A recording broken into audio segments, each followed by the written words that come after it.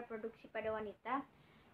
Jadi yang dimaksud dengan sistem reproduksi pada wanita yaitu sistem biologis terdiri dari organ jaringan digunakan sebagai perkembangbiakan pada wanita.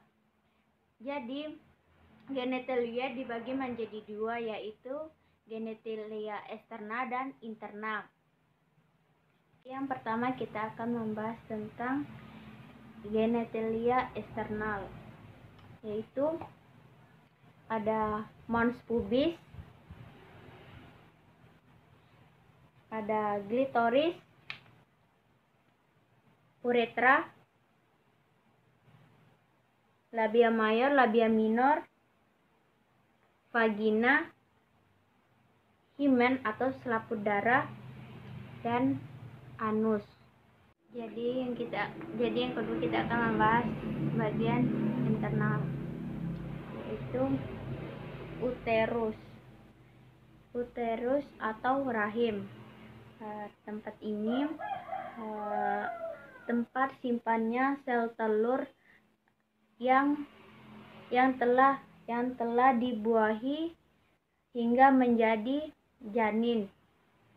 Sedangkan ovarium berfungsi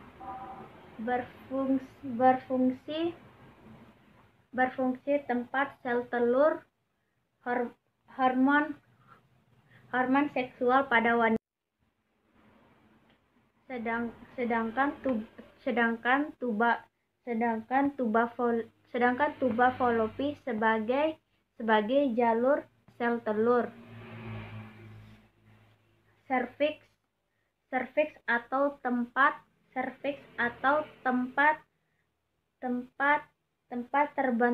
terbentuknya suatu lendir. Itu ada myometrium. Myometrium yaitu lapisan tengah yang sangat berotot. Inilah yang mengembang selama kehamilan. Itu endometrium. Ini menjadi tempat menempelnya ovum yang telah dibuahi. Sedangkan perineum adalah bagian tubuh yang terletak antara otot vagina dan anus yang menghubungkan otot dasar panggul.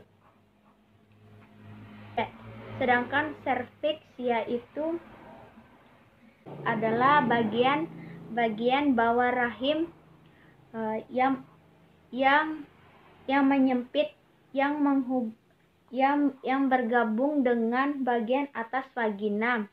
Pembukaan serviks kecil ke dalam vagina disebut ke eksternal, sedangkan yang di rongga rahim disebut dengan os internal. Sedangkan eksternal os disebut dengan pembukaan serviks kecil ke dalam vagina. Selanjutnya kita akan membahas tentang pelvis. Nah, pelvis ini dibagi menjadi dua, yaitu pelvis mayor dan pelvis minor. Pelvis mayor ini letaknya ini di bawah linea terminalis dan berfungsi sebagai menyongkok abdomen, sedangkan pelvis minor letaknya ini di bawah linea terminalis dan berfungsi sebagai menyongkok organ reproduksi. Panggul dibagi menjadi 4, yaitu tulang oxosis, os sacrum, oxosigis. Oxosis dibagi menjadi 3, yaitu os ilium, os isium, osis pubis. Crista iliaca, spina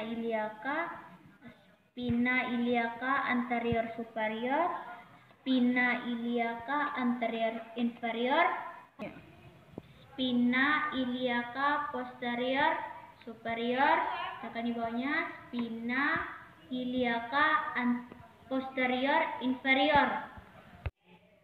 Incisura istiaka major, sedangkan yang menjadi pembatas ini spina istiaka, sedangkan yang di bawahnya ini disebut dengan incisura istiaka minor. Ini ramus superior osis pubis, ramus inferior osis pubis, symphysis pubis, arcus pubis, isium, foramen obturatum, acetabulum. Sekarang artikulasio. Nah, artikulasio ini dibagi menjadi 3, yaitu artikulasio sacroiliaca, artikulasio sacrososigis, dan artikulasio symphysis pubis. Nah, berfungsi sebagai penghubung antara tulang sakrum dan tulang sosigis. Yang berfungsi sebagai penghubung antara tulang sakrum dan tulang coxae. Artikulasio sacrososigis. Nah, ya berfungsi sebagai penghubung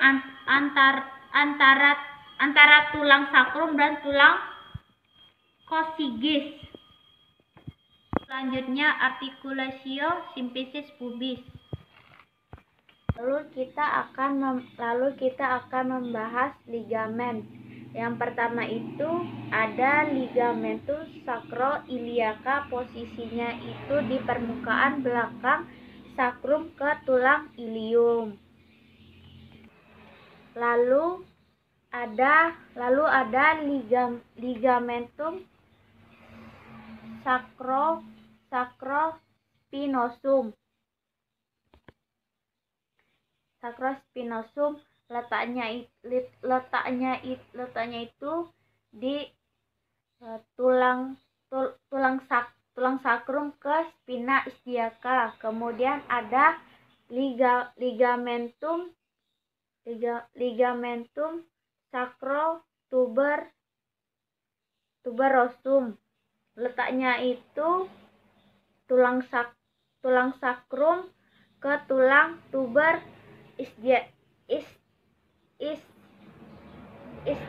isdiaka.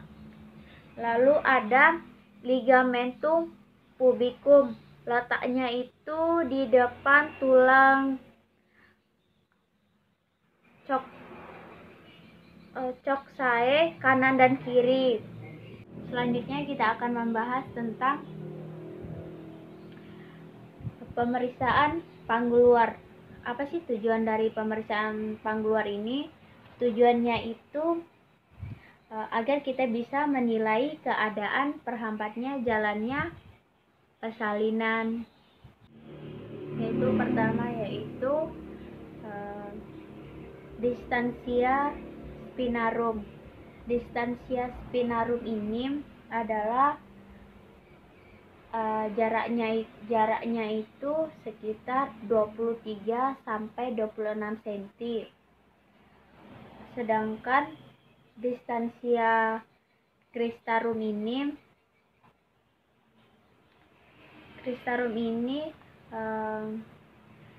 pemeriksaan bagian crista iliaca, jarak normalnya itu 26 sampai 29 cm. Sedangkan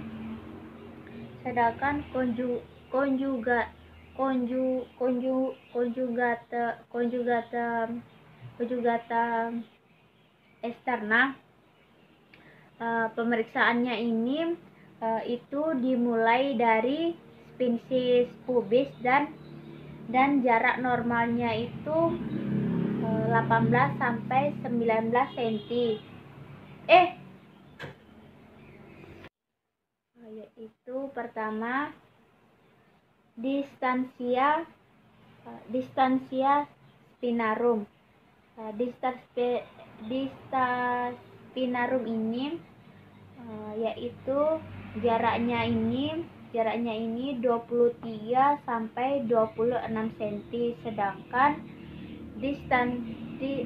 distansia distansia cristarum ini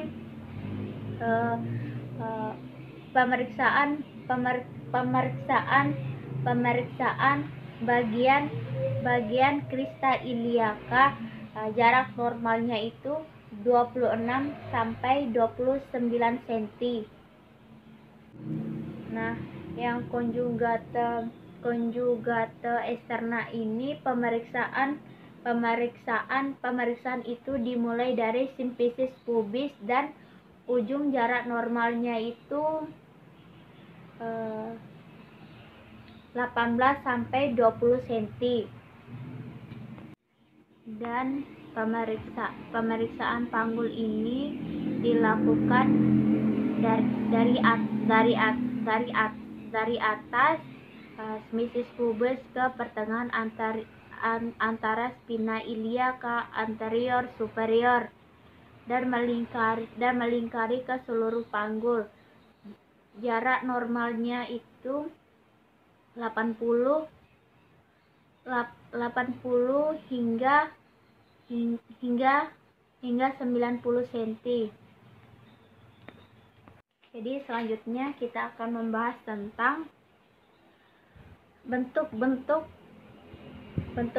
panggul. Nah, bentuk-bentuk panggul ini dibagi menjadi 4, yaitu panggul kinokoid, yang kedua panggul android, dan ketiga panggul antropoid, dan keempat panggul platikoid. Nah, apa sih yang dimaksud dengan panggul ginekoid? Nah, yang dimaksud dengan panggul ini bentuknya itu hampir melingkar. Nah, sedangkan panggul android ini hampir berbentuk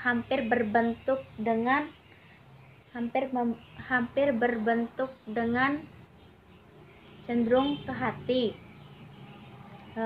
datar dan tidak melengkung.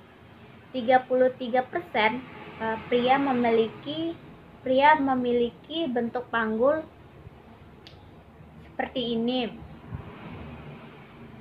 Nah, sedangkan panggul antropoid itu dimaksud dengan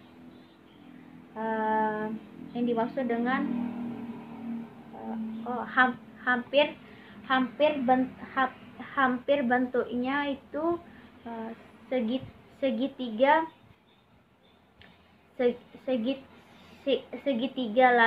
lalu diameternya itu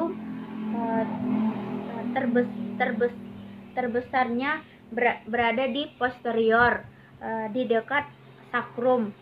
Nah, yang terakhir panggul platypeloid.